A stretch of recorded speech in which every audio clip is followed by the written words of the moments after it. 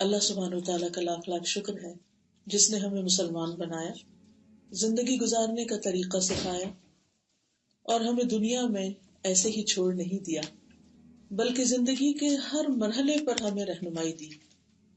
اللہ تعالیٰ نے جب انسان کو پیدا کیا، آدم علیہ السلام کو اپنے ہاتھ سے بنایا، تو اس کے بعد ان کے امتحان کے لیے انہیں کچھ عرصہ جنت میں رکھا گیا، اور اس کے ساتھ ہی ابلیس کو بھی بھیجا گیا۔ ابلیس جو حسد کرنے والا تھا آدم علیہ السلام سے، جس نے اللہ تعالیٰ کے حکم کے باوجود سجدہ نہیں کیا تھا، یعنی آدم علیہ السلام کو، تو اس کے بعد اس نے اپنی دشمنی اس طرح ظاہر کی کہ آدم علیہ السلام کو جنت میں جس درخت کے پھل کھانے سے روکا گیا تھا، اس نے ان کو مسلسل وسوسے ڈالے ان کے دل میں اور ان کو اپنے رستے پر لے گیا۔ نتیجہ کیا ہوا کہ آدم علیہ السلام کی اس بھول کی وجہ سے اللہ سبحانہ وتعالیٰ ان سے ناراض ہو گئے۔ اس کے بعد اللہ تعالیٰ نے ان کو دنیا میں اتارا، ابلیس کو بھی ساتھ بھیجا، اور پھر بتا دیا کہ وہاں تم ایک دوسرے کے دشمن ہوگے۔ ابلیس کی انسان سے دشمنی کیا ہے کہ وہ انسان کو وہ کام نہیں کرنے دیتا جس کے لیے اللہ نے انسان کو پیدا کیا ہے۔ دنیا میں جو کچھ ہمیں نظر آتا ہے وہ اللہ نے انسان کے لیے بنایا ہے، لیکن انسان کو اللہ نے اپنی عبادت کے لیے بنایا ہے۔ وَمَا خَلَقْتُ الْجِنَّ وَالْإِنسَ إِلَّا لِيَعْبُدُونِ۔ لیکن ہم دیکھتے ہیں کہ دنیا میں آنے کے بعد ہم سب بار بار بھول جاتے ہیں کہ ہمارے یہاں آنے کا اصل مقصد کیا ہے، اور یہ بھلوانے والا کون ہے؟ یہ ہمارا دشمن۔ نہ صرف یہ کہ وہ، بلکہ اس کی اولاد بھی اسی کام کے لیے سرگرداں ہے۔ اسی لیے ہم دیکھتے ہیں کہ ہم بہت دفعہ ایک بات کو جانتے ہوتے ہیں کہ اللہ نے ہمیں اس کام کا حکم دیا ہے، لیکن ہم پھر بھی کرتے نہیں۔ بعض اوقات ہمیں یہ پتہ ہوتا ہے کہ کسی خاص کام سے اللہ سبحانہ وتعالیٰ نے منع کیا ہے، لیکن ہم پھر بھی کر جاتے ہیں اس کو۔ تو اللہ سبحانہ وتعالیٰ کی نافرمانی کرنا، چاہے وہ بھول چوک سے ہو، چاہے وہ جان بوجھ کر ہو، یہ انسان کے حق میں نقصان دہ ہے، انسان کو اس کا فائدہ نہیں۔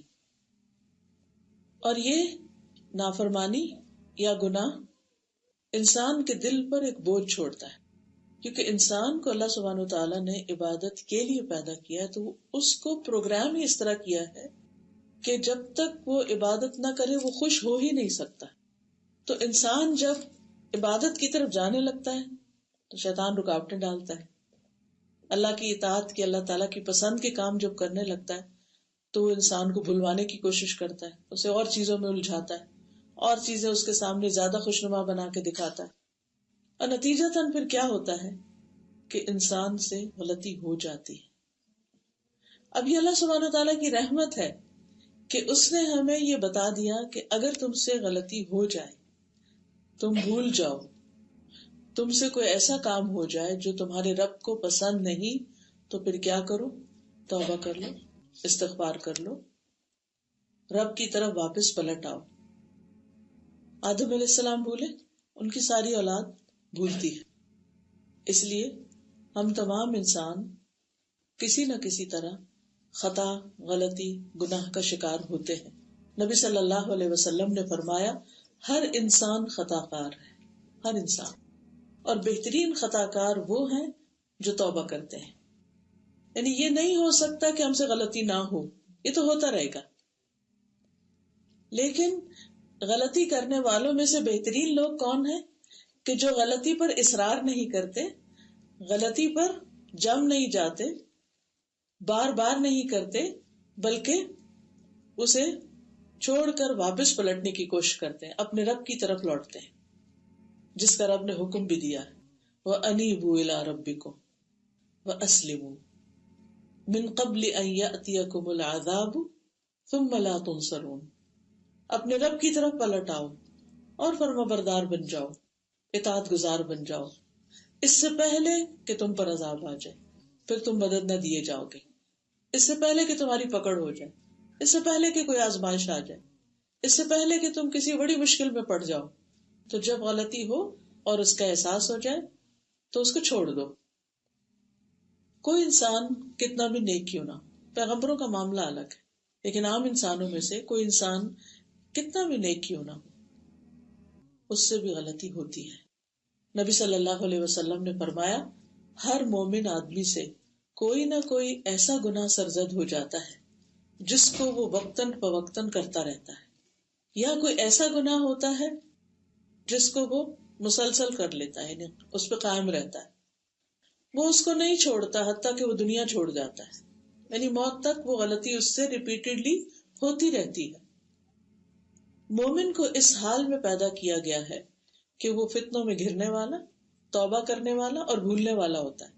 یعنی کسی مشکل میں پڑا، پھر اس نے توبہ کی، پھر بھول گیا، لیکن جب اسے نصیحت کی جاتی ہے تو اس نصیحت کو قبول کرتا ہے.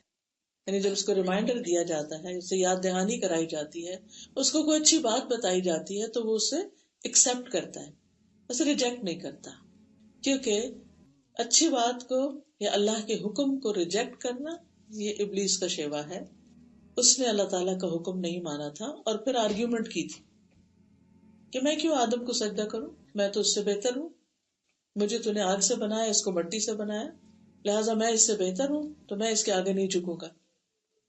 اور پھر اللہ تعالیٰ جب ناراض ہوئے تو کہنے لگے فَبِمَا أَغْوَيْتَنِي، یعنی اس وجہ سے کہ تو نے مجھے یعنی بھٹکایا، تو مجھے حکم نہ دیتا تو میں اس مشکل میں نہ پڑتا. تو یہ ابلیس کا طریقہ ہوتا ہے، غلط کام کرنا، تکبر سے کرنا، دھڑلے سے کرنا، اور پھر کوئی روکے یا منع کرے یا نصیحت کرے تو اس کی نصیحت قبول نہ کرنا، اس کے ساتھ بحث مباحثہ شروع کر دینا اور اسی کو مورد الزام ٹھہرانا، بات دوسرے پہ ڈال دینا، اس کو ایکسپٹ نہ کرنا. تو گناہ کے بعد مومن اور غیر مومن کا جو بنیادی فرق ہے وہ یہی ہے کہ مومن اپنے گناہوں کو ایسے محسوس کرتا ہے جیسے وہ کسی پہاڑ کے نیچے بیٹھا ہو، یعنی اس کا بہت بوجھ لگتا ہے کہ میں نے غلط کیا ہے، اور یہ اس کے ضمیر پر ایک بوجھ ہوتا ہے اور وہ ایک پریشانی میں مبتلا ہو جاتا ہے اور وہ ڈرتا ہے کہ کہیں یہ پہاڑ میرے سر پہ نہ گر پڑے، اللہ تعالیٰ کی ناراضگی کی وجہ سے مجھ پر کوئی مصیبت نہ آ جائے. اور جو فاسق ہوتا ہے، منافق ہوتا ہے، وہ گناہوں کو مکھی کی طرح ہلکا سمجھتا ہے کہ وہ اس کے ناک کے پاس سے گزری ہے اور اسے اس نے اپنے ہاتھ سے یوں بے پرواہی سے اشارہ کر کے ہٹا دیا، یعنی گناہ ہوا تو سو بار سبھی کرتے ہیں. یعنی اسے اپنا گناہ، اپنی غلطی محسوس ہی نہیں ہوتی. تو جس شخص کو گناہ کا احساس ہی نہ ہو، اس بات کا اس کے دل میں خیال ہی نہ آئے کہ وہ غلط کر رہا ہے، وہ توبہ تو نہیں کر سکتا، معافی تو نہیں مانگ سکتا. معافی تو وہی مانگے گا جو گناہ کے بوجھ کو محسوس کرے، اپنے دل پہ، اپنے ضمیر پہ، اپنے وجود پہ، اور وہ اس بوجھ کو اتار پھینکنا چاہتا، اس گلٹ سے باہر آنا چاہتا. تو مومن یہ جانتا ہے کہ میں تو خطا کار ہوں مگر میرا رب غفار ہے، وہ بہت زیادہ بخشنے والا ہے.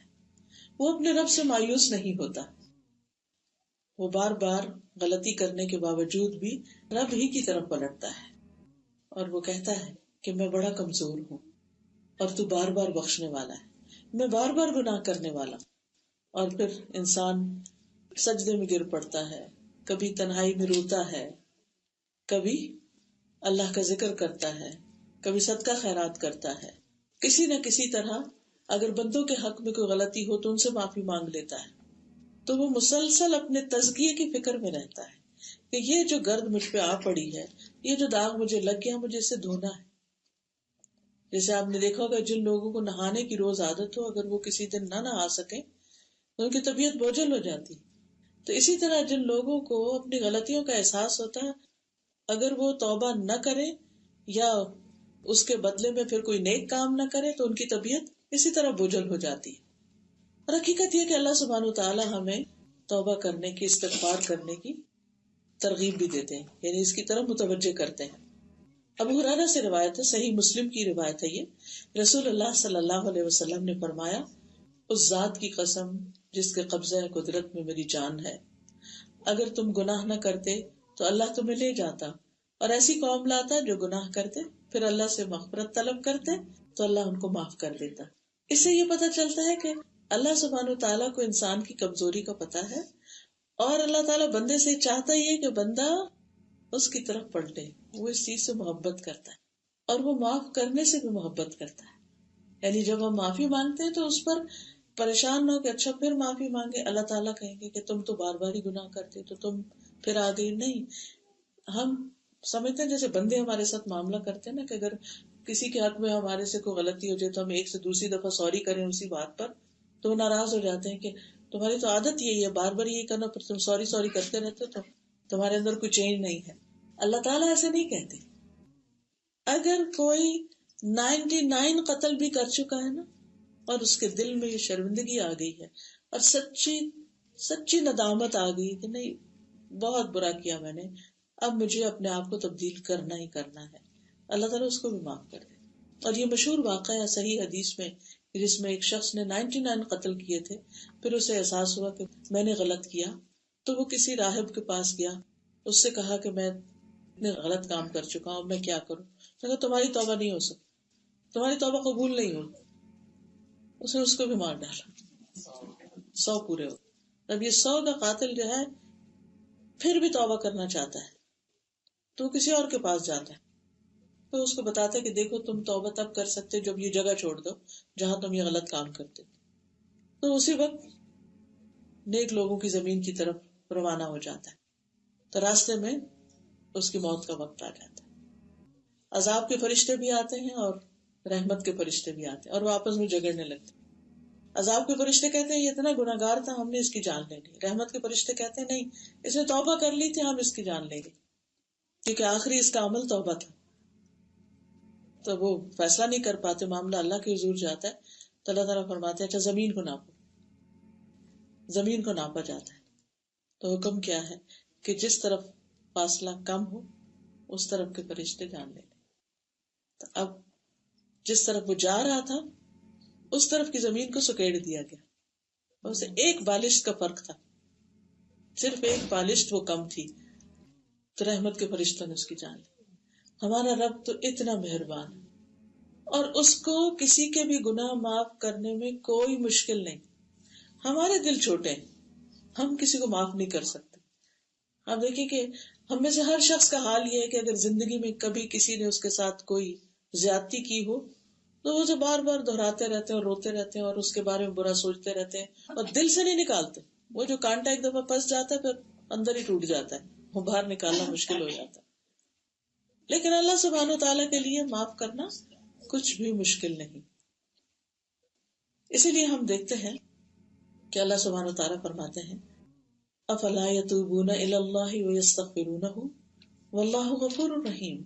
کیا یہ لوگ اللہ کے حضور توبہ نہیں کرتے اور اس سے بخشش طلب نہیں کرتے، حالانکہ اللہ بخشنے والا رحم کرنے والا ہے. اللہ تعالیٰ خود پوچھتے ہیں کیا یہ توبہ نہیں کرتے، بخشش نہیں مانگتے؟ مطلب کیا ہے؟ انہیں چاہیے کہ یہ توبہ کر لیں، بخشش مانگ لیں.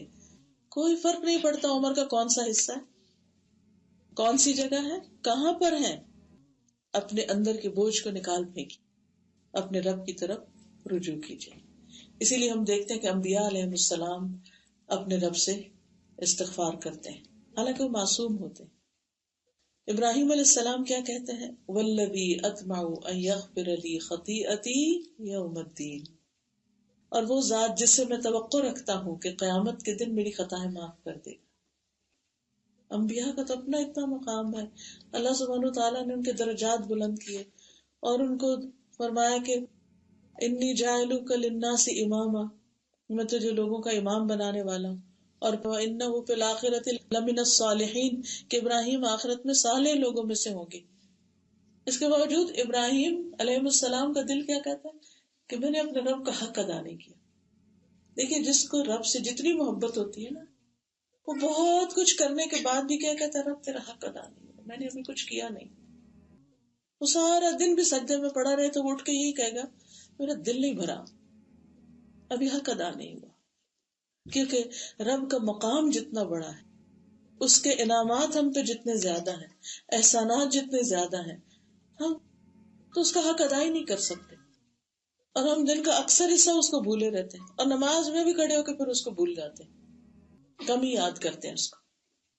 موسیٰ علیہ السلام نے بھی اپنے رب سے دعا مانگی، رب انی ظلمت نفسی فاغفر لی فغفر لہ انہ هو الغفور الرحیم۔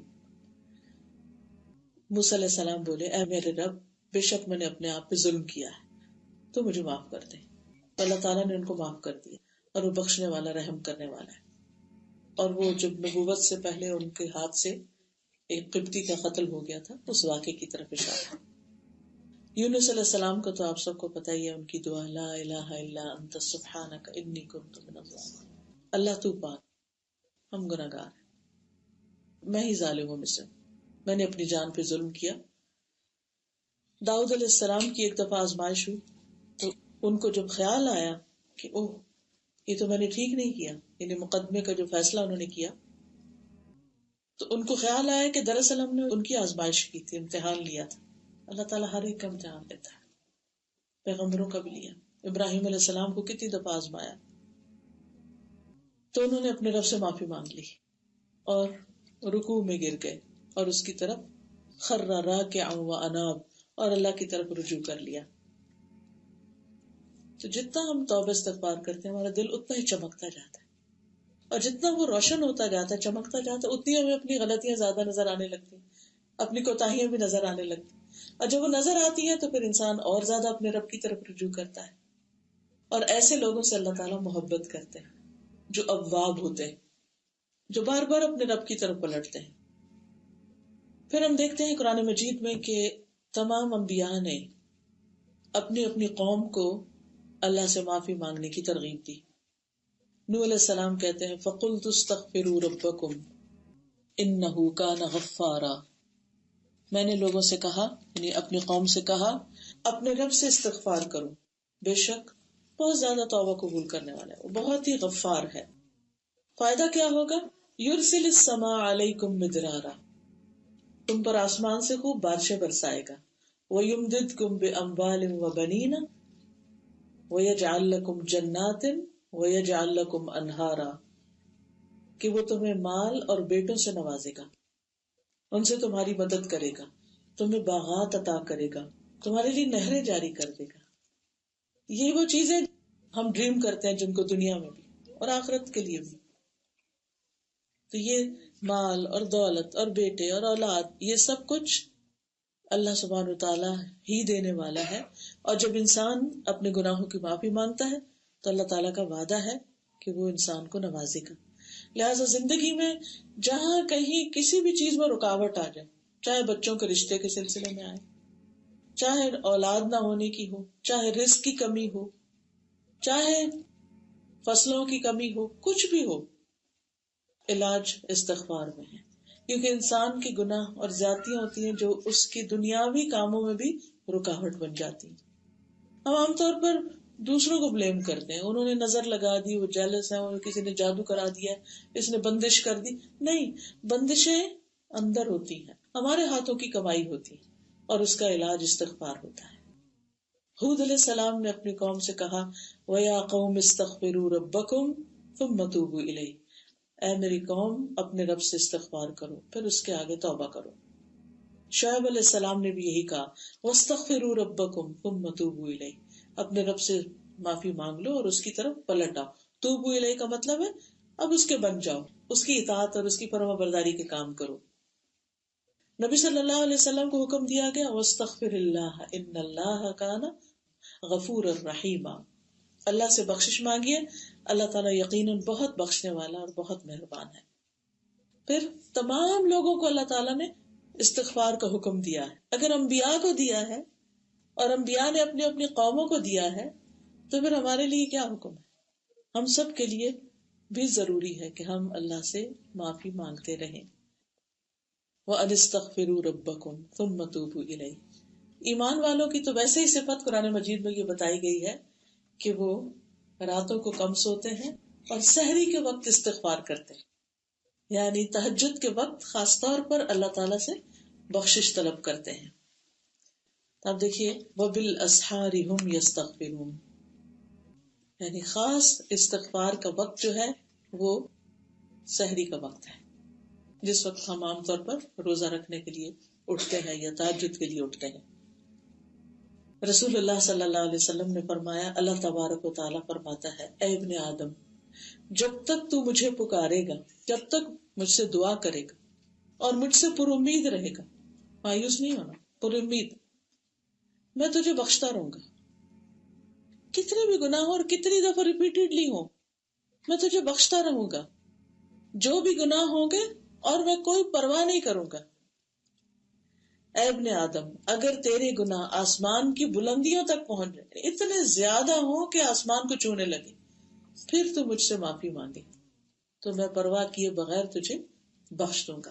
اے ابن آدم، اگر تو زمین کے برابر گناہ لے کر میرے پاس آیا، زمین کے برابر، اتنے زیادہ، اور اس حال میں مجھے ملے کہ میرے ساتھ شرک نہ کیا، تو میں تجھے ان گناہوں کے برابر بخش دوں گا، یعنی سارے گناہ معاف کر دوں گا. تو اللہ سبحانہ تعالیٰ کے لیے کچھ بھی مشکل نہیں. لیکن یاد رکھیے، ابلیس ہمارا دشمن ہمیں مایوس کرتا رہتا ہے، اب تم اتنی گناہگار ہو، تمہاری تو معافی ہونی نہیں، لہٰذا اور تھوڑے سے کر لو. جب آخرت میں کوئی ہو بھی نہیں تو پھر دنیا میں جیسا بھی کر سکتے ہو کرتے رہو. لیکن جو اللہ کو پہچانتا ہے وہ اللہ سبحانہ تعالیٰ سے کبھی بھی مایوس نہیں ہو سکتا. ابو ہریرہ کہتے ہیں کہ میں نے نبی صلی اللہ علیہ وسلم کو فرماتے ہوئے سنا کہ ایک بندے نے بہت گناہ کی اور پھر کہا، اے میرے رب، میں تیرا گناہ گار بندہ، تو مجھے بخش دے. اللہ رب العزت نے فرمایا، میرا بندہ جانتا ہے کہ میرا کوئی رب ہے جو گناہ معاف کرتا ہے اور گناہ کی وجہ سے سزا بھی دیتا ہے. اس وجہ سے میں نے اپنے بندے کو بخش دیا کہ میرا بندہ جانتا ہے. تو رب کی جو پہچان ہے، رب کی صفات کی، رب کے ناموں کی، رب کے جو خوبصورت نام اور ایٹریبیوٹس ہیں، وہ جب انسان پڑھتا ہے تو انسان کو پتہ چلتا ہے کہ اچھا ہمارا رب ایسا ہے. کیونکہ ایک رب کی پہچان وہ ہے جو ہمیں لوگوں نے دی ہے، اس میں زیادہ تر کیا ہے پہچان؟ ڈرانے والی. رب سے ڈراتے ہیں، اللہ میاں مارے گا. بچوں کو مائیں، چھوٹے چھوٹے بچوں کو اللہ میاں جہنم میں پھینک دے گا. وہ پہلا تعارف جو اللہ میاں کا ہوا وہ کیا؟ کہ وہ مارنے والا ہے، وہ جہنم میں پھینکنے والا ہے. تو وہ بچپن سے ہی نا وہ ایک دوری سی آ جاتی ہے دلوں میں، اچھا وہ اتنا سخت ہے، وہ اتنی زیادہ سزا دینے والا، لہٰذا اس کی طرف تو جانے کا فائدہ ہی کوئی نہیں. قرآن مجید کا آغاز ہوتا ہے بسم اللہ الرحمن الرحیم، الرحمن الرحیم، دونوں ہی صفات اللہ کی رحم والی. وہ تو نہایت مہربان ہے اور بار بار رحم کرنے والا ہے. تو مایوسی کی تو ضرورت ہی نہیں ہے. اس لیے انسان کے لیے ضروری ہے کہ وہ پلٹتا رہے. اور پھر اللہ تعالیٰ فرماتے ہیں کہ میں نے بندے کو بخش دیا. پھر بندہ جتنا چاہا رکا رہا، یعنی اپنے اوپر کنٹرول کرتا رہا کہ میں دوبارہ نہیں یہ کرنا، لیکن پھر اس سے گناہ، پھر سلپ ہو گیا، عرض کیا، اللہ میں نے دوبارہ گناہ کر لیا، تو مجھے معاف کر دے. اللہ سبحانہ تعالیٰ فرماتے ہیں کہ میرا بندہ جانتا ہے کہ میرا کوئی رب ہے جو معاف کر سکتا ہے اور سزا بھی دیتا ہے. میں نے اپنے بندے کو بخش دیا. پھر جب تک اللہ نے چاہا بندہ رکا رہا، پھر دوبارہ اس نے گناہ کر لیا، پھر وہ اللہ کے پاس آیا، اللہ میں نے پھر گناہ کر لیا تو مجھے بخش دے. اللہ تعالیٰ فرماتا ہے میرا بندہ جانتا ہے کہ اس کا ایک رب ہے جو گناہ معاف کرتا ہے اور ان کی وجہ سے سزا بھی دیتا ہے. میں نے اپنے بندے کو 3 بار بخش دیا، بس اب جو چاہے عمل کرے، یعنی نیکی کا کرے، یا نہیں کر سکتا تو پھر بخشش مانگے. کہ بس ضرورت اس بات کی کہ ہمارا آخری عمل جو ہے نا وہ نیک ہو. لیکن مشکل یہ ہے کہ ہمیں کیا پتا ہمارا آخری عمل کس وقت آ جائے، اس وقت یہاں کرسی پہ بیٹھے بیٹھے، یا کہیں بازار میں، یا کسی غلط کام کے کرتے ہو، نہیں پتا. تو مومن جو ہوتا ہے وہ جان بوجھ کے ڈھٹائی سے گناہ نہیں کرتا کہ چونکہ اللہ نے بخش دینا اس لیے خوب انجوائے کرو گناہوں کو. نہیں، اس سے خطا ہو جاتی. آدم علیہ السلام بھول گئے تھے. آدم علیہ السلام کا ارادہ نہیں تھا کہ وہ اس درخت کا پھل کھائیں گے، اور ان کو کوئی شوق نہیں تھا وہ کھانے کا. لیکن شیطان مردود آیا اس طرح بار بار، قسمیں کھانے لگا اور پھر کہنے لگا کہ اس کے کھانے سے تم فرشتے بن جاؤ گے، اس کے کھانے سے تمہیں ہمیشہ کی بادشاہت مل جائے گی، تو تم اس کو کھا لو بس، اور میں تمہارا بڑا خیر خواہ ہوں. وَإِنِّي لَكُمَا لَمِنَ النَّاصِحِينَ. وہ خیر خواہ کے روپ میں آیا تھا. حالانکہ اتنی بڑی جنت اور بے شمار کھانے کی چیزیں، اللہ تعالیٰ نے خود ہی فرما دیا تھا کہ اس میں سے جتنا چاہو بافراغت کھاؤ، نہیں جتنا دل چاہتا ہے کھاؤ، بس ایک درخت کے پاس نہیں آنا. شیطان نے سب کچھ بلوا کے اسی کے پاس لے گیا. آدم بھول گئے تھے، اس کی باتوں میں آ گئے تھے. ہمارا حال بھی یہی ہے، ہم بھی بھول جاتے ہیں اور ہم باتوں میں آ جاتے ہیں، لوگوں کی باتوں میں آ جاتے ہیں، شیطان کے وسوسوں میں آ جاتے ہیں. اس لیے پھر ہم سے بھول ہو پھر ہم غلطی کر بیٹھتے ہیں. ہوتا یہ ہے کہ مومن وہ ہوتے ہیں کہ اذا مسہم طائف من الشیطان تذکروا، جب انہیں شیطان کی طرف سے کوئی وسوسہ چھو جاتا ہے تو وہ ہوش میں آ جاتے ہیں. وَإِذَا هُمْ مُبْصِرُونَ، وہ دیکھنے لگتے ہیں، ان کو سمجھ آ جاتی ہے کہ یہ ٹھیک نہیں ہے. ان کے اندر ایک میزان ہوتا ہے، ایک کرائیٹیریا ہوتا ہے، اور پھر اس سے بچنے کی پوری کوشش کرتے ہیں. تو مومن جو ہوتا ہے وہ جان بوجھ کے غلطی نہیں کرتا، لیکن فرشتہ بھی نہیں ہوتا، بس سے غلطی ہوتی ہے. اب غلطیوں میں ایک تو حرام درجے کی غلطیاں، بڑے بڑے گناہ ہیں، کبیرہ گناہ جن کو کہا گیا، شرک ہے، قتل ہے، جادو ہے، ماں باپ کی نافرمانی ہے، جھوٹ ہے، وعدہ خلافی ہے، کسی کی غیبت ہے، یہ سب بڑے بڑے گناہ ہیں. لیکن کچھ غلطیاں ایسی ہیں کہ جو بڑے گناہوں میں تو لسٹ میں نہیں آتی، لیکن وہ ہم دن رات کرتے رہتے ہیں. مثلا نماز میں اللہ کی طرف دھیان نہ ہو، خشوع خضوع نہ ہونا. پھر اسی طرح تلاوت کرتے ہو، قرات کرتے ہو، بیچ میں سے بھول جانا، چھوڑ جانا اور نماز پڑھ جانا. اب یہ تو بھول ہے نا، لیکن غلطی تو ہے نا. اب یہ تو نہیں کہا جائے گا کہ بالکل پرفیکٹ ہے، کوتاہی تو ہے اس میں. تو ہمیں ضروری نہیں کہ ان کاموں پر توبہ چاہیے جو ہم نے جان کے غلط کیے یا کبیرہ گناہ کیے. ہم تو جو اللہ سے غافل ہوتے ہیں، یہ غفلت بھی تو ایک نافرمانی ہے نا، یعنی غفلت بھی تو اللہ تعالیٰ کے حق میں کمی ہے نا، کہ انسان اللہ کو بھول کے اور چیزوں میں لگ جائے. مومن وہ ہوتا ہے جو اور چیزوں میں لگا ہوتا ہے مگر دل اس کا اللہ کی طرف ہوتا ہے، اللہ سبحانہ وتعالی کو یاد کرتا رہتا ہے. تو اس لیے ہمیں اللہ سبحانہ وتعالی کی طرف پلٹتے رہنا چاہیے، رجوع کرتے رہنا چاہیے. اللہ سبحانہ وتعالی بخشش مانگنے والے کے لیے وعدہ کرتے ہیں کہ میں اس کو معاف کر دوں گا. رسول اللہ صلی اللہ علیہ وسلم نے فرمایا، ابلیس نے اپنے رب سے کہا، مجھے تیری عزت و جلال کی قسم، فبعزتک، میں تیرے بندوں کو اس وقت تک گمراہ کروں گا جب تک ان کے جسم میں روح رہے گی. حتیٰ کہ ہوتا کیا ہے کہ جب جان نکلنے کا وقت ہوتا ہے تو ابلیس اس وقت بھی خیر خواہ کی شکل میں آتا ہے اور انسان کو اس وقت بھی ورغلانے کی کوشش کرتا ہے. تو انسان اللہ کے فضل سے جو مومن سچا ہوتا ہے وہ ثابت قدم رہتا ہے. اسی لیے ہمیں ایک دعا سکھائی گئی، وَأَن يَتَخَبَّطَنِيَ الشَّيْطَانُ عِندَ الْمَوْتِ، کہ اللہ مجھے اس وقت بھی محفوظ رکھنا جب موت کے وقت شیطان مجھے ورغلائے. تو شیطان خیر خواہ کے روپ میں اس وقت بھی آتا ہے اور اس کو کفر کرنے کے لیے کہتا ہے یا شرک کی کوئی بات کرنے کے لیے کہتا ہے. یعنی کہ وہ دن رات تو لگا ہی رہتا ہے لیکن اس وقت بھی نہیں چھوڑتا، اس کو آخر میں ہی پکڑ لو. لیکن ایمان والوں کے ساتھ اللہ کیا معاملہ کرتا ہے؟ قرآن مجید میں آتا ہے، یثبت اللہ الذین آمنوا بالقول الثابت فی الحیات الدنیا وفی الآخرہ. ایمان والوں کو اللہ تعالی پکی بات کے ساتھ لا الہ الا اللہ کی برکت سے دنیا میں بھی ثابت قدمی دیتا ہے کہ وہ اللہ کے بندے بن کے رہیں، اور آخرت میں بھی. اور آخرت میں سب سے پہلا مرحلہ موت ہے، یعنی اس وقت بھی اللہ تعالیٰ اس بندے کو ثابت قدم رکھتے ہیں. لیکن یہ کس کو؟ جو دنیا میں ثابت قدمی اختیار کرے. یعنی اللہ تعالیٰ کے معاف کرنے کا مطلب یہ نہیں کہ ہم پھر اس کی راہ چھوڑ دیں اور یہ سوچتے رہے کہ اچھا آخر میں کچھ کر لیں گے. اب دیکھیں، اگر ساری زندگی ہم شیطان کے شاگرد بنے رہیں اور اس کی ہر بات مانتے رہیں تو پھر تو موت کے وقت بھی اس کی بات ماننا بڑی آسان ہوگی. تو ابھی ہم نے اس سے بیزاری کا اعلان کرنا ہے تاکہ اس وقت بھی اس سے بیزار ہو اور اس کی بات نہ مانے اور ہمارا انجام اچھا ہو. کیونکہ انسان کا جو یعنی اس کی اگلی زندگی ہے اس کا انحصار اس کے انجام پر، کس چیز پر خاتمہ ہوا. اسی لیے ہمیں کوشش کرنی چاہیے کہ روز دعا کریں کہ اللہ ہمارا انجام اچھا کرنا، مرتے وقت ہمیں کلمہ نصیب کرنا، ایمان پر موت دینا، شیطان کے ورغلانے میں آ کے کوئی اور باتیں نہ ہم کر رہے ہیں. تو اللہ سبحانہ وتعالیٰ نے فرمایا مجھے اپنی عزت و جلال کی قسم، جب تک وہ مجھ سے معافی مانگتے رہیں گے میں انہیں معاف کرتا رہوں گا، چاہے کوئی ڈیتھ بیڈ پہ کیوں۔ بعض اوقات لوگ پوچھتے ہیں نا کہ اچھا اگر کسی کو آخری درجے کا کینسر ڈائگنوز ہو تو اس کو اب ڈاکٹر بتا دے کہ جتنے دن ہے تمہارے پاس، تو اس کو پتا چل جاتا ہے کہ اب میں زیادہ دن زندہ نہیں رہوں گا، تو کیا اس کی بھی معافی ہو جائے گی؟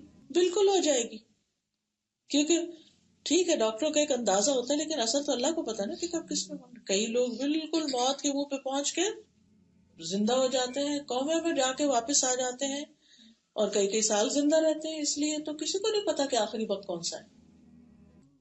تو چاہے کسی کی موت کا ڈاکٹر اعلان کر دیں کہ بس اب یہ چند دنوں کا مہمان ہے، تو بھی وہ یہ نہ کہے کہ میں تو ساری زندگی گناہ کیا اب کیا معافی مانگ، نہیں، اس کو بھی معافی مانگنے کے لیے کہیں کہ تم اللہ کی طرف رجوع کر لو، کیونکہ اللہ تعالیٰ اس وقت تک توبہ قبول کرتے ہیں جب تک جان حلق میں نہ آ جائے، معلوم یغرغر، غرغرہ نہ ہو جائے۔ استغفار جو ہے اس کی کچھ برکتیں ہیں اور کچھ فائدے ہیں، وہ بھی ہمیں پتا ہونا چاہیے۔ اس کے لیے یہ ایک کتاب ہے، استغفار کی برکات، استغفار کے کیا کیا فائدے، اس کو آپ جاتے ہوئے آپ لے جا سکتے ہیں تاکہ آپ دوبارہ گھر میں بھی پڑھ کے بار بار یاد دہانی کر سکیں، کیونکہ ہوتا ہی ہے کہ لیکچر میں جب ہم بیٹھے ہوتے ہیں اس وقت تو ہمیں بات سمجھ آ جاتی ہے لیکن بعد میں پھر بھول جاتے ہیں۔ تو بھولنے کا علاج کیا ہے کہ انسان کے پاس ایسی کتابیں، ایسی چیزیں گھر میں ہوں کہ جن سے یاد دہانی ہوتی رہے، نہ صرف یہ کہ خود بلکہ دوسروں کے ساتھ بھی تھوڑا تھوڑا شیئر کریں۔ اور اسی طرح یہ چھوٹا سا کارڈ بھی ہے استغفار کا، کہیں لگا دے تو پھر چلتے پھرتے بھی بندہ استغفار کرتا ہے۔ نبی صلی اللہ علیہ وسلم دن میں 70 سے 100 بار استغفار کرتے تھے۔ اگر اللہ کے رسول صلی اللہ علیہ وسلم جن کے اگلے پچھلے سب گناہ معاف تھے وہ اتنی دفعہ استغفار کرتے، ہمیں یقیناً اس سے پھر زیادہ ہی کرنا چاہیے، ہمیں زیادہ ضرورت ہے۔ تو استغفار کا فائدہ کیا؟ سب سے پہلا فائدہ تو یہی کہ انسان کو گناہوں کی معافی مل جاتی ہے۔ فَقُلْتُ اسْتَغْفِرُوا رَبَّكُمْ إِنَّهُ كَانَ غَفَّارًا۔ ابو ہریرہ سے مروی ہے، رسول اللہ صلی اللہ علیہ وسلم نے فرمایا اللہ تبارک و تعالی ہر رات کو آسمان دنیا پر آتے ہیں۔ یعنی یہ کیوں بتایا گیا؟ تاکہ انسان کو قرب کا احساس ہو۔ جب رات کا آخری تہائی حصہ 1/3 باقی رہ جاتا ہے تو اللہ تعالیٰ فرماتے ہیں ہے کوئی جو مجھ سے دعا مانگے تو میں اس کی دعا قبول کر لوں۔ ہم میں سے ہر شخص یہ چاہتا ہے کہ ہماری دعائیں قبول ہوں، تو اللہ تعالیٰ خود پکارتے ہیں بندوں کو، ہے کوئی جو مجھ سے دعا کرے تو میں اس کی دعا قبول کر لوں، ہے کوئی جو مجھ سے مانگے تو میں اسے دوں۔ ہے کسی کو کچھ ضرورت کہ مجھ سے مانگے تو اس وقت مانگیے اپنے رب سے۔ ہے کوئی جو مجھ سے بخشش مانگے، گناہوں کی معافی مانگے تو میں اس کو بخش دوں۔ تو 3 چیزیں، نمبر 1 دعا کی قبولیت، نمبر 2 سوال اللہ یہ دے دے یہ دے دے، اور نمبر 3 گناہوں کی بخشش۔ بڑے سے بڑا گناہ استغفار سے بخشا جاتا ہے۔ پھر اس کا ایک فائدہ یہ بھی ہوتا ہے کہ جب انسان کے گناہ معاف ہوتے ہیں تو اس کو نیکیوں کی توفیق ہوتی ہے، ورنہ جب تک وہ دل کالا رہتا ہے نا، دل پہ ایک بوجھ ہوتا ہے تو انسان کے اوپر سستی، غفلت، دل کا بوجھ، پتہ ہے نماز کا وقت ہو گیا، بیٹھے ہیں اچھا ابھی پڑھتے ہیں وہ جو تب توفیق جانے لگتی ہے، کوتاہی زیادہ ہونے لگتی ہے انسان سے۔ لیکن جب انسان کی معافی ہو جاتی ہے تو اس کی علامت یہ ہوتی ہے کہ انسان کا دل نیکی اور خیر کے کاموں میں زیادہ لگتا ہے، وہ اس کی طرف دوڑنے لگتا ہے۔ تو یہ بہت بڑا فائدہ ہے۔ ہم سب چاہتے ہیں کہ ہم اللہ تعالیٰ کے فرما بردار بندے ہو جائیں، اللہ تعالیٰ کا قرب ہمیں نصیب ہو، تو اس کے لیے استغفار بہت فائدے کا ہے۔ رسول اللہ صلی اللہ علیہ وسلم نے فرمایا استغفار کرنے والا ایسا ہے، گناہوں سے توبہ کرنے والا ایسا ہے جیسے اس نے کوئی گناہ کیا ہی نہ ہو، بالکل صاف ستھرا ہو جاتا ہے۔ پھر اگر انسان غلطی کے فوراً بعد استغفار کرے نا، توبہ کر لے، تو وہ گناہ لکھا ہی نہیں جاتا اعمال نامے میں۔ حدیث میں آتا ہے رسول اللہ صلی اللہ علیہ وسلم نے فرمایا بائیں طرف والا فرشتہ 6 گھڑیاں مسلمان گناہ گار بندے سے قلم اٹھائے رکھتا ہے جب وہ کوئی گناہ کرتا ہے۔ اگر وہ شرمندہ ہو جائے اور اس گناہ کی توبہ کر لے تو وہ قلم رکھ دیتا ہے، ورنہ ایک گناہ لکھ لیتا ہے، اور نیکی کرے تو فوراً لکھ لیتا ہے، اور ایک کے بدلے میں 10 لکھتا ہے۔ جی ہاں، بالکل۔ پھر استغفار دلوں کی صفائی کا سبب ہے، دل اس سے صاف ہوتے ہیں۔ اور جب دل صاف ہوتے ہیں نا تو دلوں کو ایک اطمینان اور خوشی اور سکون اور ایک عجب سی لذت اور سرور حاصل ہوتا ہے. تو یہ کیفیت جو ہے، ایک ہوتی ہے زبان کی لذت جو کچھ کھانے سے حاصل ہوتی ہے، وہ اسی وقت ختم ہو جائے، کھانا گیا تو مزہ بھی گیا. لیکن جب آپ اللہ سے توبہ کرتے ہیں اور اللہ کی رضامندی کا کوئی کام کرتے ہیں، اس سے دل کو ایسی خوشی ملتی ہے کہ وہ کام آپ ختم بھی کر لیں تو وہ خوشی باقی رہتی، وہ چلتی رہتی. اور یہ ایک ایسی انجوائمنٹ ہے، ایسی انجوائمنٹ کہ اس کے برابر کی کوئی چیز نہیں. بڑی سے بڑی دولت، بڑی سے بڑی دنیا کی نعمتیں بھی اس کے مقابلے میں کچھ نہیں. امام احمد بن حنبل کہا کرتے تھے کہ اگر بادشاہوں کو یہ پتہ چل جائے کہ ہمارے دلوں کے اندر کیسی خوشی ہے، یعنی دین کی تعلیم دینے سے، دین پر عمل کرنے سے، تو وہ تلواریں لے کر، لشکر لے کر ہم سے وہ دولت چھیننے کے لیے آ جائے. تو یہ دولت، اطمینان قلب کی دولت، دل کے سکون کی دولت، ہر دولت سے بڑی. اس میں انسان کے پاس کچھ بھی نہ ہو پھر بھی وہ خوش رہتا ہے. کوئی چیز آئے تب بھی خوش کہ اللہ کا شکر ہے، دی چلی جائے تو بھی اللہ کی رضا اور تقدیر پہ راضی، اللہ کے فیصلوں پہ راضی، ہر حال میں مطمئن رہتا ہے. اور آج آپ دیکھیں دنیا میں جو چیز رخصت ہوگی وہ اطمینان قلب ہے. دلوں کی اداسی، پریشانی اور بے چینی، گناہوں کا بوجھ، اسے اتار پھینکنے کی ضرورت ہے. اور پھر ایک اور بہت بڑا فائدہ کیا ہے کہ اللہ سبحانہ وتعالیٰ برائیوں کو نیکیوں میں بدل دیتے ہیں. سورۃ الفرقان کی آیت نہایت خوبصورت ہے، الا من تاب وآمن وعمل عملا صالحا فاولئک یبدل اللہ سیئاتہم حسنات وکان اللہ غفورا رحیما. سوائے ان لوگوں کے جو توبہ کر لیں اور ایمان لائیں اور نیک کام کریں، ایسے لوگوں کے گناہوں کو اللہ تعالیٰ نیکیوں سے بدل دیتا ہے. یعنی وہ جو اعمال نامے میں برائیاں لکھی ہوئی تھی نا، توبہ کے بعد وہ نیکیوں کی طرف منتقل کر دیتے، برائیاں بھی نیکیاں بن جاتی. اس سے بڑا انعام اور کیا چاہیے انسان. اللہ بخشنے والا اور مہربان ہے. جب قیامت کے دن وہ برائیاں جو نیکیوں میں بدلے گی نا، تو بندہ کہے گا اچھا میرا وہ ایک اور بھی گناہ تھا، وہ کدھر ہے، یعنی جس سے میں نے توبہ کی تھی، تاکہ وہ بھی میں اپنی حسنات میں دیکھوں. سوچئے اس سے زیادہ اللہ سے بڑھ کے کوئی مہربان نہیں ہو سکتا کہ جو انسان کی زیادتیوں، کمیوں، کوتاہیوں کو بھی اس کی نیکیاں لکھ دے، صرف استغفار کی وجہ سے، اعتراف کی وجہ سے. اصل میں سب سے مشکل کام یہی ہے کہ انسان کہ آئی واز رانگ، میری غلطی تھی، میں نے غلط کیا. کیونکہ ہم میں سے اکثریت تو پھر غلطی کر کے اس کو غلطی مانتے بھی نہیں، وہ کہتے نہیں جو ہم کر رہے ہیں وہ بالکل ٹھیک ہے، حالانکہ قرآن و سنت کی روشنی میں وہ صحیح نہیں ہوتا. دوسرا بڑا فائدہ یہ ہے استغفار کا کہ دنیا کی برکتیں ملتی ہیں انسان کو، دنیاوی برکتیں. دنیا میں انسان پر خوشحالی آتی ہے. اللہ تعالیٰ فرماتے ہیں لولا تستغفرون اللہ لعلکم ترحمون، تم اللہ سے بخشش کیوں نہیں مانگتے تاکہ تم پہ رحم کیا جائے. تو جہاں بھی انسان کی زندگی میں تنگی آ جائے وہاں انسان کو چاہیے کہ اللہ سبحانہ وتعالیٰ کے حضور ایسا کام کرے کہ اللہ کی رحمت آئے. اللہ کی رحمت حاصل کرنے کے اور بھی بہت سے ذریعے، مثلا ان میں سے ایک یہ کہ انسان انسانوں پر رحم کرے، جو بھی کوئی زمین میں، صرف انسان نہیں ساری مخلوق پر. حدیث میں آتا ہے ارحموا من فی الارض یرحمکم من فی السماء، تم ان پہ رحم کرو جو زمین میں ہے، تم پر وہ رحم کرے گا جو آسمان میں ہے. یعنی اللہ سبحانہ وتعالیٰ تمہارے ساتھ مہربانی کا معاملہ کرے گا. تو جب اللہ کی رحمت آ جائے، اس کی مہربانی ہو جائے، تو پھر کیا ہوگا، ساری مشکلات آسان ہو جائیں گی. اسی طرح درود شریف کا پڑھنا، انسان ایک دفعہ درود پڑھتا ہے تو اس پر 10 رحمتیں آتی ہیں. ٹھیک ہے. اسی طرح استغفار کا کرنا. دوسرا فائدہ استغفار کا، معافی مانگنے کا، اللہ کی محبت حاصل ہوتی ہے. ان اللہ یحب التوابین ویحب المتطہرین، بے شک اللہ تعالیٰ محبت رکھتا ہے ان لوگوں سے جو خوب توبہ کرتے ہیں اور جو خوب پاک صاف رہتے ہیں. متطہر وہ ہوتا ہے جو جسمانی طور پر اپنی صفائی ستھرائی کا اہتمام کرے، اور تواب وہ ہوتا ہے جو اپنی روحانی صفائی کرتا رہے توبہ استغفار کر کے. پھر اسی طرح کامیابی کا ملنا. اللہ تعالیٰ فرماتے ہیں وَتُوبُوا إِلَى اللَّهِ جَمِيعًا أَيُّهَا الْمُؤْمِنُونَ لَعَلَّكُمْ تُفْلِحُونَ. اور تم سب مومنو اللہ سے توبہ کرو تاکہ تم فلاح پاؤ، کامیاب ہو جاؤ. پھر اچھا سامان زندگی ملنا، دنیا کی نعمتوں کا ملنا.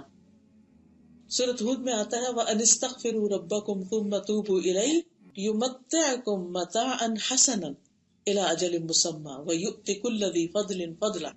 اور یہ کہ تم لوگ اپنے رب سے اپنے گناہ معاف کراؤ، پھر اس کی طرف متوجہ رہو تو وہ تم کو ایک مقرر وقت تک، یعنی جو تمہاری زندگی کا وقت ہے، اچھا سامان زندگی دے گا اور ہر زیادہ عمل کرنے والے کو زیادہ ثواب دے گا.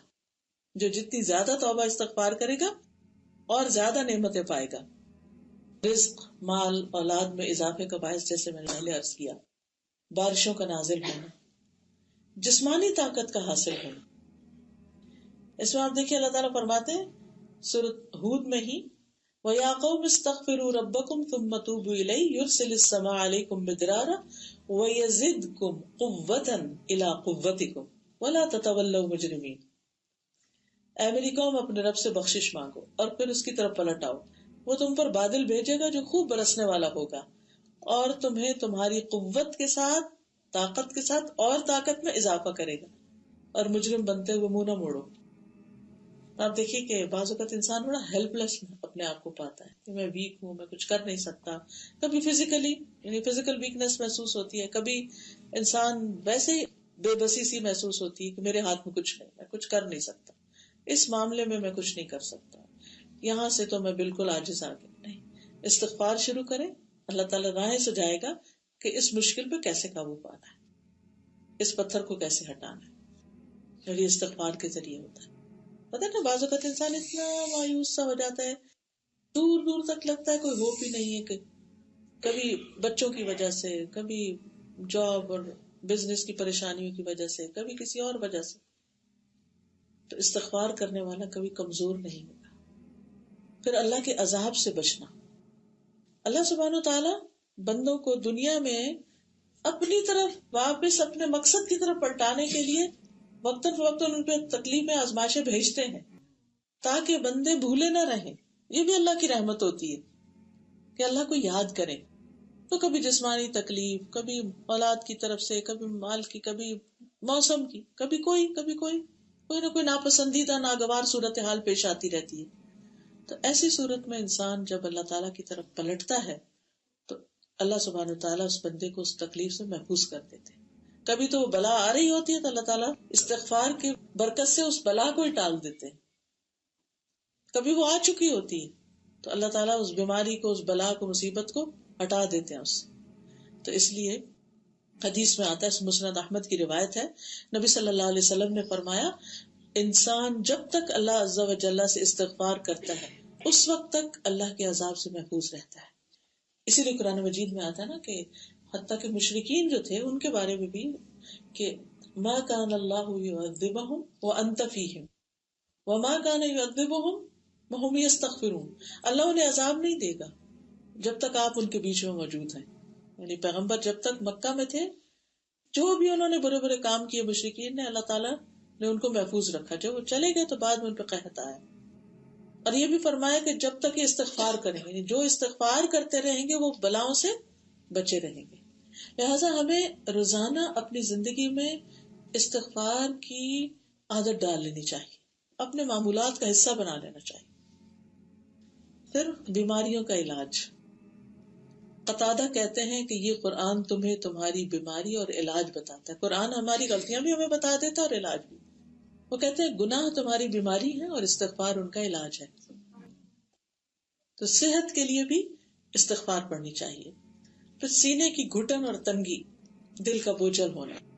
ابن قیم رحمہ اللہ کہتے ہیں کہ سینے کے گھٹن کے اسباب میں، وجوہات میں سب سے بڑا سبب اللہ سے منہ موڑنا ہے، اللہ کو یاد نہ کرنا، دل کو اللہ کے سوا کسی اور کے ساتھ جوڑنا ہے اور اللہ کے ذکر سے غفلت کرنا ہے. اس وجہ سے دل تنگ ہو جاتے ہیں. ڈپریشن وغیرہ اور دلوں کی اداسی اور بے چینی ان اسباب سے ہوتی. ہمیشہ دل سے سچا استغفار نکلتا رہتا ہے اور دل کو تندرستی اور سلامتی لوٹا دیتا ہے. یعنی جب انسان اللہ سے معافی مانگتا ہے تو پھر کیا ہوتا ہے، وہ دل کی زندگی واپس آ جاتی ہے۔ استغفار کا ایک اور فائدہ کہ انسان کو فرشتوں کی دعائیں ملتی، ایسے لوگوں کے لیے فرشتے بھی دعائیں کرتے ہیں۔ الذین یحملون العرش، وہ فرشتے جو عرش اٹھائے ہوئے ہیں، ومن حولہ، اور جو اس کے ارد گرد ہیں جیسے طواف کر رہے ہیں، ویؤمنون بہ، اور وہ اس پر ایمان رکھتے ہیں، یسبحون بحمد ربہم، اپنے رب کی حمد و ثنا کے ساتھ اس کی تسبیح کرتے ہیں، ویؤمنون بہ، اور اس پر ایمان لاتے ہیں، ویستغفرون للذین آمنوا، اور وہ ایمان والوں کے لیے استغفار کرتے ہیں۔ سبحان اللہ، فرشتے مومنوں کے لیے استغفار کرتے ہیں، کیا کہتے ہیں؟ ربنا وسعت کل شیء رحمتا وعلما، اے ہمارے رب تو علم اور رحمت کے ساتھ ہر چیز پہ چھایا ہوا ہے، فاغفر للذین تابوا، تو ان لوگوں کو بخش دے توبہ کرتے ہیں، توبہ کرنے والوں کو معاف کر دے، واتبعوا سبیلک، اور تیرے رستے پہ چلتے ہیں، اس کی پیروی کرتے ہیں، وقہم عذاب الجحیم، ان سب کو جہنم کے عذاب سے نجات ہے۔ استغفار کا تیسرا بڑا فائدہ آخرت کا فائدہ ہے، نامہ اعمال سے خوشی ملنے کا باعث ہوگا استغفار۔ رسول اللہ صلی اللہ علیہ وسلم نے فرمایا، جو شخص یہ پسند کرتا ہے کہ اس کا نامہ اعمال اسے خوش کر دے، یعنی قیامت کے دن اپنی بک آف ڈیڈز دیکھے تو خوش ہو جائے، اسے چاہیے کہ کثرت سے استغفار کرے، تو وہ پھر استغفار ان ساری چیزوں مٹا دے گا نا جو خراب ہے، جب اچھی چیزیں باقی رہ جائیں، صاف ستھرا خوبصورت اعمال نامہ۔ عبداللہ بن بسر کہتے ہیں نبی صلی اللہ علیہ وسلم نے فرمایا، مبارک ہو اس کو جو نامہ اعمال میں اپنے کثرت سے استغفار پائے۔ جس سے پتہ چلتا ہے کہ دل میں کتنی زیادہ استغفار کی ضرورت ہے۔ پھر یہ جنت میں داخلے کا ذریعہ ہے استغفار۔ یا ایھا الذین آمنوا توبوا الی اللہ توبۃ نصوحا عسیٰ ربکم ان یکفر عنکم سیئاتکم ویدخلکم جنات تجری من تحتها الانہار۔ اے ایمان والو، اللہ سے توبہ کرو، خالص توبہ، سچی توبہ کا مطلب کیا کہ انسان اللہ سے وعدہ کرے اب نہیں کروں گا یہ، لیکن پھر بھول ہو جائے، سلپ ہو جائے تو اور بات ہے، لیکن اس کی دل میں سچی نیت ہو کہ یا اللہ تو مجھے معاف کر دے، اب میں آئندہ نہیں ایسے کروں گی۔ جیسے موسیٰ علیہ السلام نے ایک دن معافی مانگی تو اگلے دن وہ شخص جس نے پچھلے دن گناہ کرایا تھا وہ پھر کھڑا تھا، تو اس نے کہا کہ میرا تیرا کوئی لین دین نہیں، یعنی کہ مجھے اس مشکل میں تو نے ڈالا، یعنی میں اب آج کے بعد یہ نہیں کروں گا۔ انہوں نے وعدہ بھی کیا اللہ سے کہ لن اکون ظہیرا للمجرمین، میں کسی مجرم کا مددگار نہیں بنوں گا۔ تو سچی توبہ جو کرے اس کے لیے کیا ہے؟ اس کے لیے وعدہ ہے کہ اللہ تعالیٰ اسے ایسے باغوں میں داخل کرے گا جن کے نیچے نہریں بہ رہی ہوں گی، بیوٹیفل منظر۔ پھر جہنم سے بچنے کا ذریعہ، رسول اللہ صلی اللہ علیہ وسلم نے فرمایا، اے عورتوں کے گروہ، صدقہ کرتی رہا کرو اور کثرت سے استغفار کیا کرو، کیونکہ میں نے دوزخ میں جانے والوں میں سے زیادہ تر عورتوں کو دیکھا۔ ان میں سے ایک عقل مند عورت نے کہا، اے اللہ کے رسول، اس کی وجہ کیا ہے؟ آپ نے فرمایا، تم لعنت کثرت سے کرتے اور اپنے خامند کی ناشکری کرتے۔ تو یہ دو چیزیں ایسی ہیں کہ جو عورتوں کے لیے ناپسندیدہ ہے۔ اب سوال یہ پیدا ہوتا ہے کہ استغفار کے مواقع کیا ہیں؟ کہاں کہاں کب کب توبہ کرنی چاہیے، استغفار کرنا چاہیے، کس وقت استغفار کی جائے؟ نمبر 1، برائی کرتے ہی استغفار، غلطی ہوگی ساتھ ہی توبہ، پھسلے فوراً ہی اڑ جائیں۔ قرآن مجید میں آتا ہے، والذین اذا فعلوا فاحشۃ او ظلموا انفسهم ذکروا اللہ فاستغفروا لذنوبهم ومن یغفر الذنوب الا اللہ ولم یصروا علی ما فعلوا وهم یعلمون۔ ایسے لوگوں سے جب کوئی برا کام ہوتا ہے یا اپنے اوپر ظلم کر بیٹھتے ہیں تو فوراً انہیں اللہ یاد آ جاتا ہے اور وہ اپنے گناہوں کی معافی مانگنے لگتے ہیں، اور اللہ کے سوا اور ہے کون جو گناہوں کو معاف کر سکے، اور وہ جانتے بوجھتے اپنے کیے پر اصرار نہیں کرتے۔ اسی طرح دن اور رات میں کسی بھی وقت یہ نہیں سوچنا چاہیے اچھا میں جب آخری عمر میں مکہ جاؤں گی، حج کروں گی تو وہاں جا کر میں توبہ کر لوں گی، نہیں، ابھی دیر اینڈ دین، دن ہو یا رات ہو، انتظار نہیں۔ ہمیں کیا پتا کہ رات ملتی ہے کہ نہیں، اور رات ہوتی ہے تو دن آتا کہ نہیں۔ کتنے لوگ ہیں جو سوتے ہوئے گزر گئے، دنیا سے چلے گئے، کسی کو نہیں پتا۔ اور اس طرح کی کتنی چیزیں ہمیں نظر بھی آتی رہتی ہیں کہ کوئی گھر سے نکلا وہاں بہت ہو گیا۔ ایک دفعہ میں کلاس میں پڑھا رہی تھی، اسی طرح کا کوئی ٹاپک آیا تو میں نے کہا کہ آپ اپنے کچھ ایسے واقعات شیئر کریں کہ جس میں اچانک ڈیتھ کا کوئی واقعہ ہو، بالکل ان ایکسپیکٹڈ. آپ یقین کریں ہر شخص کا ہاتھ کھڑا تھا. ہر شخص کو کوئی نہ کوئی ایسا واقعہ معلوم تھا کہ جس میں کسی نہ کسی رشتے دار یا جاننے والوں کے بارے میں جانتے تھے کہ جو اچانک دنیا سے چلا گیا. کھڑے کھڑے بیٹھے بیٹھے. ایسے کتنا بڑا سبق ہے اس میں. ہمیں کیا پتا کس وقت ہمارا آخری وقت ہو جائے، نہیں پتا. تو اس لیے جس وقت بھی دل پہ کوئی بوجھ آئے فوراً کہ اللہ تو مجھے معاف کر دے، اور میں اس حال میں تجھ سے ملوں کہ تو مجھے معاف کر چکا، میں گناہوں کا بوجھ لے کے تیرے حضور نہیں آنا چاہتی. پھر اسی طرح دن میں کثرت کے ساتھ آپ جس تسبیح پڑھتے ہیں 100 دفعہ مثلا، اس میں استغفر اللہ و اتوب الیہ، اگر یہ 2 لفظ بھی کہہ دیں گے تو کافی ہو جائیں گے. اللہم اغفر لی، رب اغفر. پھر اسی طرح بیت الخلاء سے جب باہر آئے غفرانک. اچھا اس وقت کیوں؟ اس لیے کہ اندر ہم اللہ کو یاد نہیں کر سکتے. بیت الخلاء شیطانوں کی جگہ ہوتی، جنات کی جگہ ہوتی. تو جب باہر نکلے غفران، اللہ تجھ سے معافی چاہتا ہوں، اتنی دیر تجھے یاد نہیں کیا. یعنی دل میں تو خیر ہوتا ہے انسان کے، لیکن زبان سے کوئی ذکر نہیں کر سکتا. تو آپ خود سوچیے کہ ہم تو بیت الخلاء تو کیا باقی اور جگہوں پر بھی بھول جاتے ہیں کہ اللہ کا ذکر کرنا ہے. پھر اسی طرح رکوع اور سجدوں میں حضرت عائشہ کہتی ہے کہ رسول اللہ صلی اللہ علیہ وسلم رکوع اور سجدے میں سبحانک اللہم ربنا و بحمدک اللہم اغفر لی پڑھتے تھے.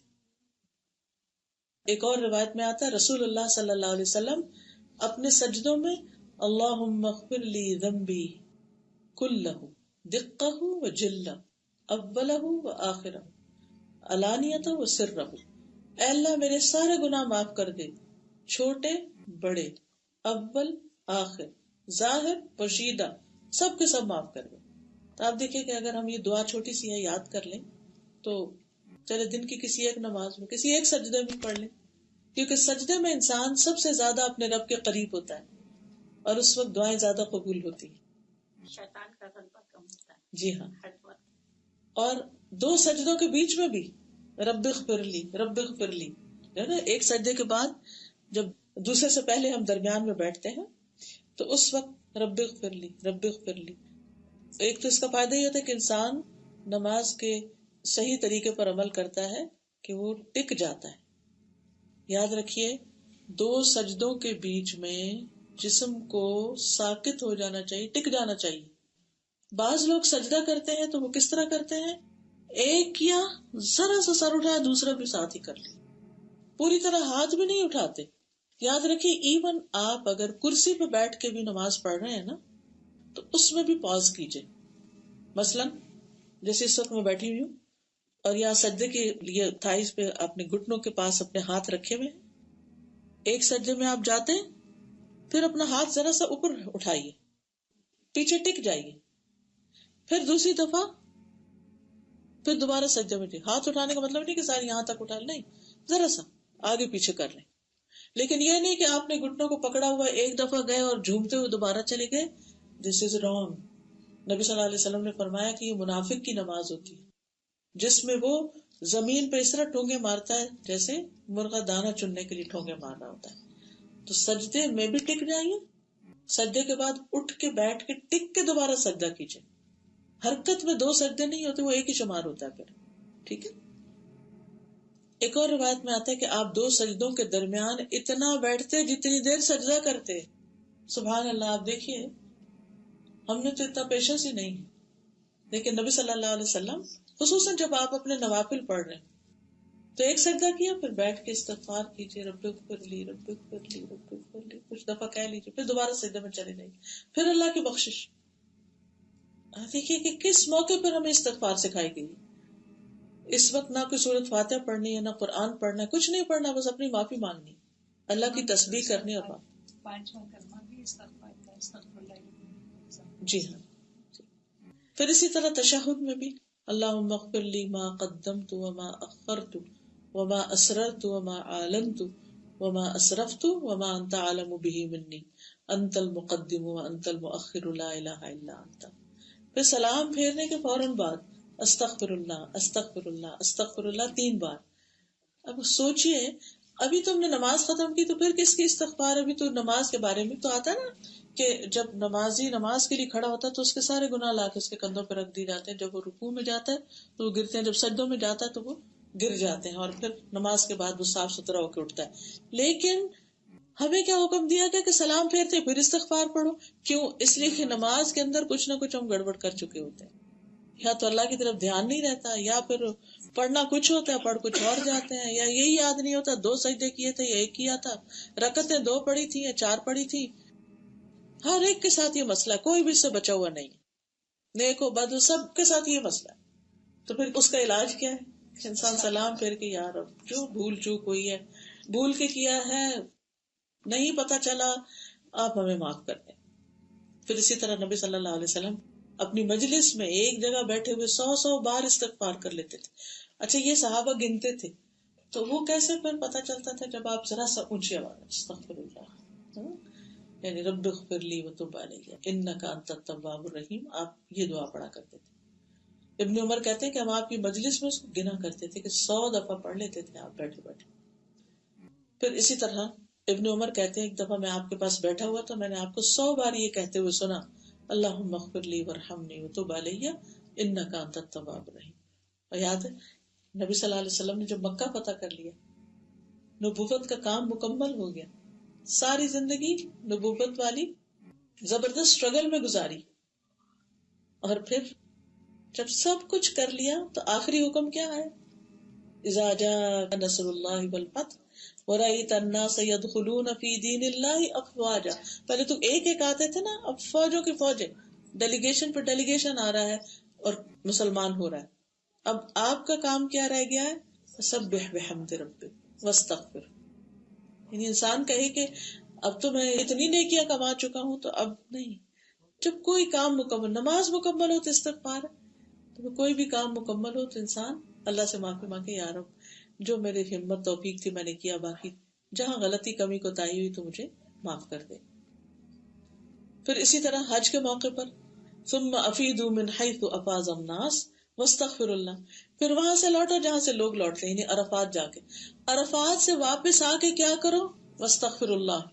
ابھی تو یعنی کہ عرفات میں تو سارے اگلے پچھلے گناہ معاف ہو گئے، ہاں وہ ہو گئے، لیکن پھر بھی راستے میں ہم کچھ نہ کچھ پر کر جاتے. آپ نے دیکھا ہوگا کہ جس وقت بسیں نکل رہی ہوتی ہیں اور لوگ پیدل چل رہے ہوتے ہیں، آؤٹ آف پیشنس کچھ نہ کچھ ہو جاتا ہے. تو حل کیا ہے؟ پھر استغفار کرو، کیونکہ اللہ سبحانہ وتعالی توبہ قبول کرنے والا بہت مہربان ہے. پھر کچھ اعمال ایسے ہیں جن کے کرنے سے انسان کے گناہ معاف ہوتے ہیں. اس میں سب سے پہلے کسی شخص کا مسلمان ہونا، اس کی پچھلی ساری زندگی کے گناہ معاف ہو جاتے ہیں. یعنی کہ جو کانورٹس ہوتے ہیں، یہ ریورٹس ہوتے ہیں، وہ جس دن لا الہ الا اللہ پڑھتے ہیں تو ایسے ہوتے ہیں جیسے ماں کے پیٹ سے کوئی پیدا ہوا. پھر اچھی طرح وضو کرنا، یہ وضو میں تمام مل کے دھو کے اچھی طرح کرے انسان، اور پھر 2 نفل اگر ایسے پڑھے کہ جس میں اور کوئی خیال نہ سوچے تو اس شخص کے اگلے پچھلے سارے گناہ معاف ہو جاتے ہیں. پھر اسی طرح فرض نماز، آپ نے وہ مثال دی نا کہ کسی شخص کے دروازے پر نہر ہو اور وہ دن میں 5 دفعہ اس سے نہائے تو کیا ہوگا؟ کوئی میل کچیل نہیں رہے. تو 5 نمازیں انسان کے گناہوں کی معافی کا ذریعہ بنتی ہیں. جمعے کی نماز، آدھی رات کی نماز، صدقہ اور آدھی رات کی نماز، تہجد کی نماز، یہ گناہوں کو معاف کرنے کا ذریعہ. پھر توبہ کے 2 نفل، یعنی کبھی آپ کو دل پریشان ہونے کا پتہ نہیں، یاد بھی نہیں آ رہا کون سا گناہ تھا کیا، لیکن اندر کچھ بے چینی سی ہے، تو انسان وضو کرے اور 2 رکعت نماز پڑھے توبہ کی نیت سے، اور اللہ سے معافی مانگے تو اللہ تعالیٰ ایسے شخص بخش دیتا. عمرہ کرنا، آپ نے فرمایا ایک عمرے سے دوسرے عمرے تک اس کے بیچ میں جو گناہ ہوتے ہیں ان کا کفارہ ہو جاتا ہے. پھر حجر اسود کو چھونے سے، پھر رکن یمانی کو چھونے سے یہ گناہوں کو بالکل صاف کر دیتا ہے، اریز کر دیتا ہے. پھر اسی طرح صدقہ کرنا، صدقہ اللہ کے غضب کو ٹھنڈا کرتا ہے. پھر مجالس ذکر میں شرکت، جیسے آج آپ اکٹھے ہوئے، رسول اللہ صلی اللہ علیہ وسلم نے فرمایا جب کوئی جماعت اکٹھی ہو کر اللہ کو یاد کرتی ہے اور اس سے مقصد صرف اللہ کو راضی کرنا ہوتا ہے تو آسمان سے ایک منادی آواز لگاتا ہے، تم اس حال میں کھڑے ہو کہ تمہارے گناہ معاف ہو چکے ہیں. یعنی جب انسان ایسی مجلس سے اٹھتا ہے تو اس کے گناہ معاف ہو چکے ہوتے ہیں، تمہارے گناہ نیکیوں میں بدل دیے گئے۔ پھر رمضان اور ليلۃ القدر، اس میں جو قیام کرتا ہے ثواب کی نیت سے، اس کے اگلے پچھلے گناہ معاف کر دیے جاتے ہیں۔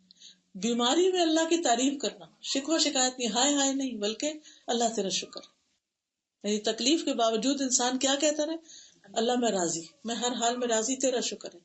تو اس سے بڑی تکلیف بھی دے سکتا تھا۔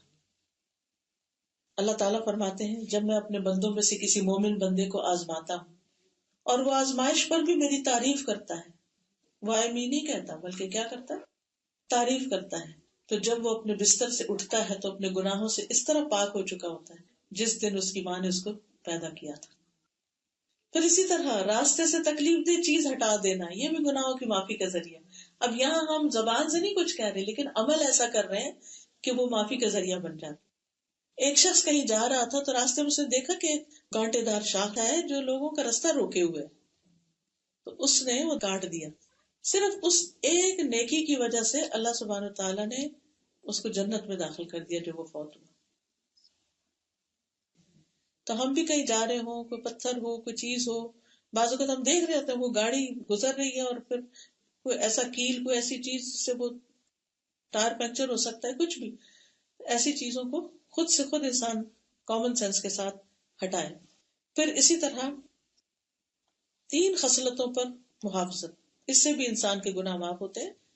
جماعت کے لیے مسجد جانے کے لیے پیدل چل کے جانا، تکلیف میں اچھی طرح وضو کرنا، ایک نماز کے بعد اگلی نماز کے انتظار کرنا کہ اچھا اگلی کب ہوگی۔ یہ وہی کہہ سکتے ہیں جس کو اللہ سے ملاقات کا شوق، جسے نماز سے محبت، اور یہ محبت مانگ کے ملے گی آپ کو۔ اگر آپ کو نماز بوجھ لگتی ہے تو اللہ سے مانگے، اللہ میرے لیے نماز ہلکی کر دے اور مجھے اس کی محبت دے دے۔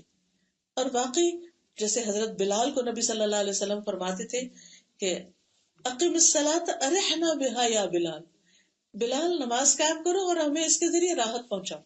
بلیو می، اگر آپ خوشی سے نماز ادا کرتے ہیں اور آپ توجہ کے ساتھ پڑھتے ہیں اور صرف فرض نہیں پڑھتے، نوافل سنت وغیرہ بھی پڑھتے ہیں، تو لٹرلی آپ جب اٹھیں گے نا مصلی سے تو آپ کو یوں لگے گا جیسے آپ کی تھکاوٹ بھی اتر گئی اور آپ کا دل بھی ٹھنڈا ہو گیا اور آپ کو واقعی راحت نصیب ہوئی، آپ کے دل کی بے چینی بھی ختم ہوئی۔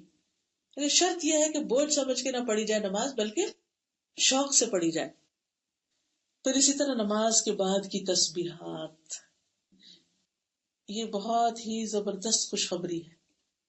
ہر نماز کے بعد 33 بار سبحان اللہ، 33 بار الحمدللہ، 33 بار اللہ اکبر، اور 100 کا عدد پورا کرنے کے لیے لا الہ الا اللہ وحدہ لا شریک لہ لہ الملک ولہ الحمد وہو علی کل شیء قدیر اگر کوئی پڑھتا ہے تو اس کے سارے گناہ معاف کر دیے جاتے ہیں۔ لیکن اس کی پابندی سب لوگ نہیں کرتے، کیونکہ ہوتا ہی ہے مسجد میں جائیں کہیں بھی جائیں تو آپ نے دیکھو کہ لوگ سلام پھرتے ساتھ ہی باتیں شروع کر دیتے ہیں۔ تو خاموشی اختیار کر کے پہلے تسبیحات مکمل کرے پھر کسی سے بات کرے، کیونکہ جب تک انسان اپنے مصلی سے اڑ نہیں جاتا وہ ایک طرح سے نماز ہی کی حالت میں ہوتا ہے۔ پھر 100 بار سبحان اللہ و بحمدہ کہنا دن میں، اس سے بھی گناہ معاف ہوتے ہیں۔ پھر لا الہ الا اللہ واللہ اکبر والحمد للہ وسبحان اللہ ولا حول ولا قوۃ الا باللہ۔ آپ نے فرمایا جو آدمی یہ پڑھتا ہے تو یہ جملہ اس کے سارے گناہوں کا کفارہ بنتا ہے، خواہ وہ سمندر کی جھاگ برابر۔ پھر استغفر اللہ الذی لا الہ الا هو الحی القیوم واتوب الیہ۔ پھر اس طرح سبحان اللہ پڑھنا۔ اب انسان جتنی دفعہ پڑھتا ہے اتنی ہی نیکیاں اس کے لیے لکھی جاتی ہیں، خطائیں معاف کر دی جاتی ہیں۔ پھر اسی طرح ہمیں صرف اپنے لیے نہیں استغفار کرنی چاہیے، سارے مومن بہن بھائیوں کے لیے کرنی چاہیے، اور خاص طور پر جو فوت ہو چکے، جو دنیا سے جا چکے ہیں، چاہے ہمارے والدین ہوں، چاہے اولاد، شوہر ہو، بچے ہوں، ایکسٹینڈڈ فیملی ہو، رشتے دار، کوئی بھی۔ خصوصاً اگر والدین میں سے کوئی فوت ہو گیا تو روزانہ کوشش کریں کہ ایک دفعہ ان کے لیے بخشش کی خاص دعا کریں۔ اللہم اغفر لہ وارحمہ وعافہ واعف عنہ واکرم نزلہ ووسع مدخلہ واغسلہ بالماء والثلج والبرد ونقہ من الخطایا کما ینقی الثوب الابیض من الدنس اللہم ابدلہ دارا خیرا من دارہ واہلا خیرا من اہلہ وزوجا خیرا من زوجہ اللہم ادخلہ الجنۃ واعذہ من عذاب القبر ومن عذاب النار۔ تو مرنے والے کے لیے خاص طور پر جب اسے دفنایا جا رہا ہو تو اس کے بعد کھڑے ہو کر دعا کرنا، کیونکہ اس کا سوال ہونا ہوتا ہے. آپ نے فرمایا ثابت قدمی کی دعا کرو اس کے لیے. پھر اسی طرح اولاد کا والدین کے لیے استغفار کرنا.